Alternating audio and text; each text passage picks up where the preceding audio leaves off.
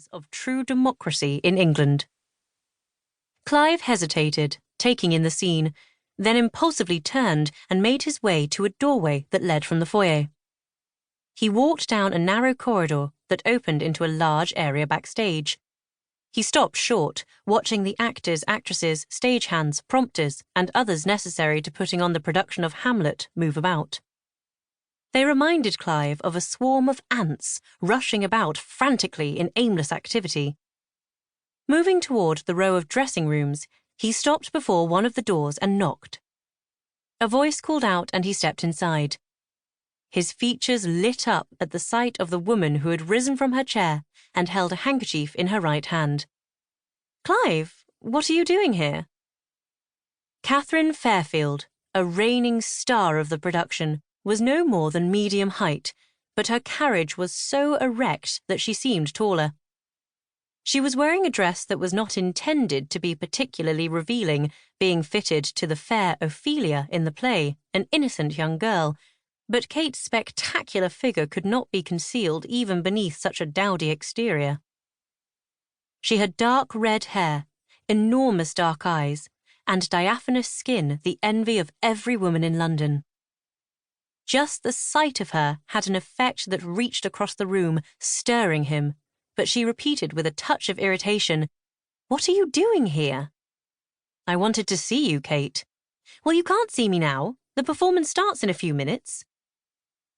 Clive moved forward and put his arms out, but Kate frowned and shook her head. "There's no time for that now." "But I haven't seen you in 4 days, Kate." Kate Fairfield was adept at handling men. It was her stock in trade. She smiled and put her hand on Clive's cheek. "After the performance, come back then." Disappointment swept across young Clive's face, but he knew her well enough to obey, so he left the room, closing the door behind him. Kate stared at the door and then laughed. "Young fool." Then she turned back for one final look at her makeup. A muffled announcement came to her, "Curtain, 5 minutes." She turned and stepped outside.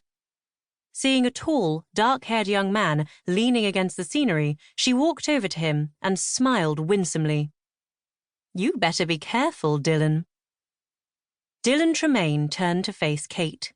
He was a strikingly handsome man of 27.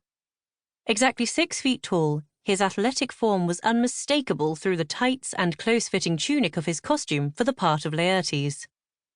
A lock of his glossy coal-black hair curled over his forehead. He had a wedge-shaped face, a wide mouth, and a definite cleft chin. His most striking feature, however, was the strange blue of his eyes. They were exactly the colour of the cornflowers that dotted the English countryside, and they made a startling contrast against his jet-black hair and tanned complexion. Dylan had served for several years as a soldier in India. Despite his Welsh roots, he was so deeply tanned by the sun that he never paled. "And what is it that I need to be careful about, Kate?" he asked. He turned and watched the woman carefully, with something guarded in his manner. "And by the way, why are you tormenting young Newton like that?" His voice was smooth, and his choice of words gave evidence of his Welsh blood. "He likes it, Dylan." "In love with you, eh?" "Of course he is. Every man is. Except you." Kate studied Dylan carefully. He was the one man she had encountered who had resisted her charm. He had become, in effect, a challenge to her womanhood. It amused her to toy with men, but Dylan had resisted her advances, and this piqued the ego of the actress.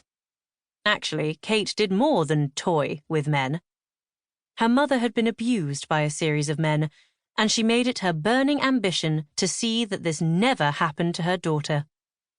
She'd set out to instill in Kate from the beginning that a woman must conquer men. Draw them by your beauty, then use them. Take what you can from men and laugh at them when you cast them off, was the advice she gave Kate, who learnt her lesson well. "You shouldn't torment the young fellow, Kate. I think it's green as grass he is." "It amuses me." She suddenly smiled, took his arm, and